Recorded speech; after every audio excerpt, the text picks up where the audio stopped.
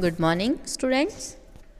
आज हम पढ़ते हैं कि जो मैक्सवेल का आणविक वेगों का बंटन नियम मैक्सवेल ने दिया उसका मैथमेटिकल फॉर्म क्या होगा, किस तरह से हम मैथमेटिकली बता सकते हैं कि इतने अणु इस चाल से इस दिशा में जा रहे हैं।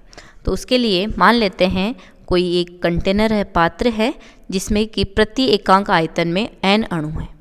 यदि किसी क्षण किसी अणु के वेग का परिमाण c है तो x y z एक्सिस के अनुदिश इस वेग का जो घटक है वो u v w है। क्योंकि अणु गोलाकार माने गए हैं तो गोलाकार के लिए जो त्रिज्या होती है वो त्रिज्या r स्क्वायर बराबर होती है x square plus y square plus z square. तो हमने जो त्रिज्या मानी है वो वेग के रूप में मानी है। यदि अणु का वेग का परिमाण हमने c लिया है और x दिशा में इसका घटक लिया है u स्क्वायर v स्क्वायर और ये w स्क्वायर, इस तरह से ये समीकरण प्राप्त हो गई। और इसी तरह से यदि वेग की परास हम लें कि इसी प्रकार x y z एक्सों के अनुदिश वेग c प्लस डी सी के, ये तो हो गए c के घटक हो गए u v w, और c प्लस डी सी के जो घटक है वो हो जाएंगे u plus d u, v plus d v, w plus d W. ये तीन घटक हो गए। ये तीन घटक इस वेग परास के हैं। अब मान लेते हैं x एक्स के अनुदिश अणु का जो वेग है वो u तथा u प्लस डी यू के मध्य होने की जो प्रायिकता है अणु की वो एफ यू डी यू।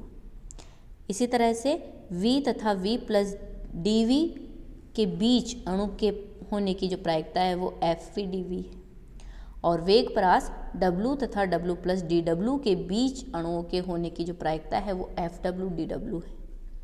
तो यहाँ वेग अणुवेग के घटकों में एक रूपता होने के कारण फलन f तीनों घटकों के लिए समान माना गया है। अब यहाँ पर ये जो प्रायिकता है वो एक जैसी है, F U D U, F V D V, F W D W. ये ऐसे एक समान क्यों ली गई है? क्योंकि हाइपोथेसिस को यूज में लिया। हाइपोथेसिस में क्या था कि सभी अणु एक समान होते हैं। जब एक समान होते हैं, एक रूपता होने के कारण इसके प्रायिकता के f के मान भी तीनों घटकों के लिए समान माना गया है। ठीक है।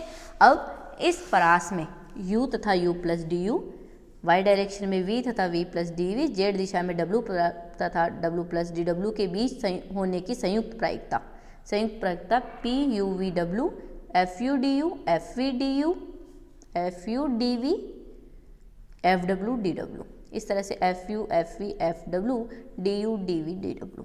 तो ये है इस वेग परास के बीच में c तथा c प्लस डी सी, उसको घटकों के रूप में लिख लेंगे, होने की प्रायिकता, अणुओं के इस वेग परास में होने की प्रायिकता। ये प्रायिकता आ गई। जब प्रायिकता को किसी भी संख्या से गुणा कर देते हैं तो उस वेग परास में अणुओं की संख्या आ जाती है।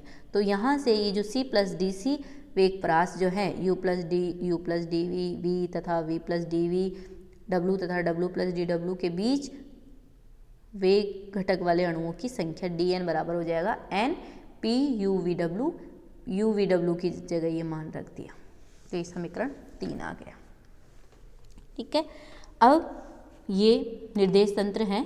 इस निर्देश तंत्र में अणु को बताया जाता है, निर्देश तंत्र x y z है। यदि x y z को उसके वेगों से रिप्लेस कर दिया जाए, x की जगह u, y की जगह v, z की जगह w, तो ये वेग निर्देश तंत्र हो गया। और इस वेग निर्देश तंत्र में कोई भी बिंदु हो तो वह बिंदु वह बताता है कि गतिशील अणु है। कोई भी बिंदु हो वो गतिशील अणु को बताएगा, क्योंकि ये वेलोसिटी वाला निर्देश तंत्र हो गया है। इसलिए इस डायग्राम को, इसको कहते हैं वेलोसिटी इंडिकेटर डायग्राम, वेग सूचक आरेख। जैसे नाम से पता चल रहा है वेग को ये इंडिकेट कर रहा है ये डायग्राम, इसलिए इसको बोलते हैं वेग सूचक आरेख या वेलोसिटी इंडिकेटर डायग्राम। यहाँ पर एक्सिस की जगह क्या है, इसमें निर्देशांकों की जगह वेग निर्देशांक है, इसलिए वेग आरेख इसको कहा गया है। और इस वेग आरेख में किसी बिंदु पर अणुओं की जो संख्या है वो dn होगी, अतः इन वेग बिंदुओं का घनत्व, यहाँ पर बिंदुओं की जो संख्या है वो dn है। तो इस वेग, इस अल्पांश में du, dv, dw अल्पांश में अणुओं की जो संख्या है वो dn है, तो इसका घनत्व हो जाएगा, घनत्व रो बराबर होता है नंबर अपॉन वॉल्यूम, तो dn upon volume du dv dw। तो यहाँ पर मान रखा dn का मान रखा यहाँ से समीकरण 3 से, तो ये आ जाएगा n fu fv fw। ये घनत्व आ गया। चूंकि रो वेग की दिशा पर निर्भर नहीं करता है, इसलिए वेलोसिटी स्पेस में मूल बिंदु से समान त्रिज्य दूरी c पर सभी अल्पांशों में रो का मान समान रहता है। यहाँ से ये c दूरी पर है, c से c प्लस डी सी दूरी पर देखें, ये c दूरी पर कोई अल्पांश है, इस दिशा में c दूरी पर कोई अल्पांश है, इस दिशा में c दूरी पर, सभी दिशाओं में c दूरी पर स्थित अल्पांशों में जो घनत्व का मान है रो वो एक समान रहता है। तो c के नियत मान के लिए यहाँ पर जो ये घनत्व है वो नियत हो गया। घनत्व का मान जो है वो ये रहा, घनत्व का मान n दिस, तो इसको नियतांक के बराबर रख दिया। इसमें अवकलन करेंगे तो ये परिवर्तन करेंगे तो वो 0 के बराबर हो जाएगा। यहाँ पर हमने इसका अवकलन किया, पहले हम FU के सापेक्ष FU का करते हैं, FU और FW को कांस्टेंट रख दिया, ये इसमें परिवर्तन आ गया, ये DU प्लस फिर FV में परिवर्तन करते हैं, फिर FU और FW आ गया, फिर FW में परिवर्तन करते हैं और FU और FV कांस्टेंट आ गए। अब इस पूरे समीकरण में FU FV FW से भाग देंगे यहाँ पर, तो ये FU आ गया नीचे और ये टर्म आ गई, यहाँ पर भाग देंगे तो FV बच जाएगा, ये टर्म FW बच जाएगा, ये टर्म आ जाएगा। तो इसको समीकरण नंबर 7 दे देते हैं। चूँकि C के नियत मान के लिए ये उसकी त्रिज्य की कंडीशन होगी, डायरेक्शन r² बराबर x² प्लस y² z² होता है, और यहाँ पर r के जो कोऑर्डिनेट्स है वो वेलोसिटी के कोऑर्डिनेट्स है, तो c² u² plus v² w² नियतांक होगा। नियतांक है इसका अवकलन करने u du v dv w dv dw। ठीक है, अब ये समीकरण 7 और 8 मिल गई। समीकरण 7 और 8 एक जैसी हैं, तो इन समीकरणों को एक समीकरण बनाने के लिए अनिर्धारित गुणकों की विधि में क्या होता है कि अननोन एक कांस्टेंट ले लेते हैं, उस कांस्टेंट्स को इस समीकरण में इंट्रोड्यूस करके फिर उसका मान ज्ञात करते हैं। तो समीकरण जो 8 है उसको बीटा से गुणा करके उसको समीकरण नंबर 7 में जोड़ने पर, तो समीकरण 8 को बीटा से गुणा करेंगे तो बीटा यू डी वाला पार्ट दोनों एक जगह हो गए, इसमें dv वाला पार्ट, इसमें dv वाला पार्ट बीटा आ ही गया, ये अलग हो गया और ये अलग हो गया। चूंकि u v w आपस में स्वतंत्र हैं, इसलिए u में परिवर्तन करने पर v में नहीं होगा, v में परिवर्तन करने पर इन दोनों में नहीं होगा, इसलिए ये अलग से एक नियतांक के बराबर होगा, ये अलग से नियतांक के बराबर होगा, ये अलग से नियतांक के बराबर लिख सकते हैं। तो इसको हमने फर्स्ट टर्म को इसके बराबर लिखा, नियतांक के बराबर dw करके du। तो ये किसके बराबर हो जाएगा, अगर इसको हमने 0 के बराबर रख दिया, इसको नॉट इक्वल 0, फिर इसको 0 के बराबर, ये 0 के बराबर, तो ये हमने 0 के बराबर रखा। 0 के बराबर रखने के बाद में इसको हम थोड़ा सा मैनिपुलेट करते हैं, ये FU वाली टर्म इधर ले लेते हैं, FU वाली टर्म तो इधर होगी और डेल U वाली टर्म इधर ले लेते हैं और इसका इंटीग्रेशन करते हैं। इंटीग्रेशन करने पर ln FU आ जाएगा, बराबर इधर जाएगा ये माइनस बीटा u²/2 प्लस, जहाँ पर जो a है वो है इंटीग्रेशन कांस्टेंट, तो इस इंटीग्रेशन कांस्टेंट को ln 1 के स्मॉल ln 1 के बराबर लिख सकते हैं। तो यहाँ पर जो समीकरण बन गई वो ln FU अपॉन a आ जाएगा, यहाँ पर FU upon a ln minus beta u²/2, तो ये ln एक्सपोनेंशियल में चला जाएगा तो FU और ऊपर u चला जाएगा, तो ये FU बराबर a e की पावर माइनस बीटा u²/2। इसी तरह से v वाली टर्म आ जाएगी FV a e की पावर माइनस बीटा v²/2, ऐसे ही FW आ जाएगा।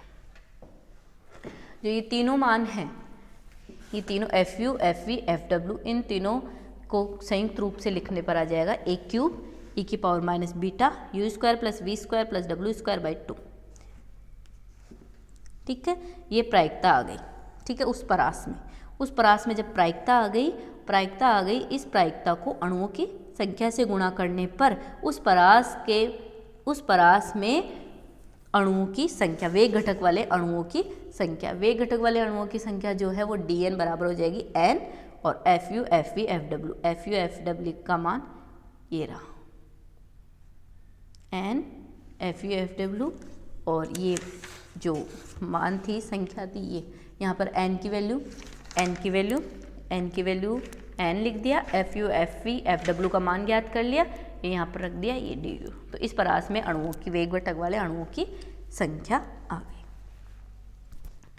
ओके, और इस वेग आरेख में जो घनत्व था, घनत्व का मान आ जाएगा। घनत्व का मान ये dN अपॉन इसमें आयतन का भाग देंगे तो ये हमारे पास में ये आ जाएगा। यहाँ पर मान रखा AQ, इसको U square V square plus W square को C स्क्वायर लिख सकते हैं, ये C स्क्वायर, और β/2 को लिख सकते हैं स्मॉल b, तो ये आ जाएगा। ये वेग आरेख में घनत्व आ गया।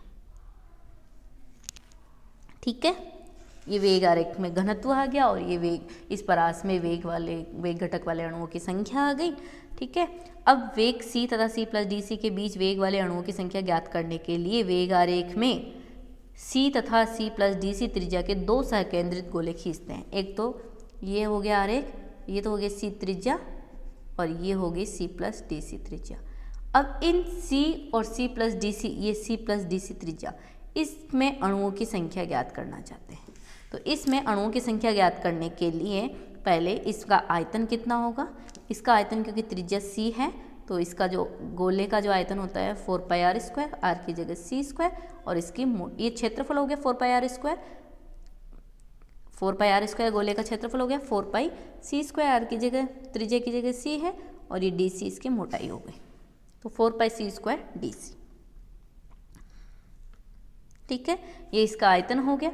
अब आयतन को रो बराबर क्या होता है N अपॉन V।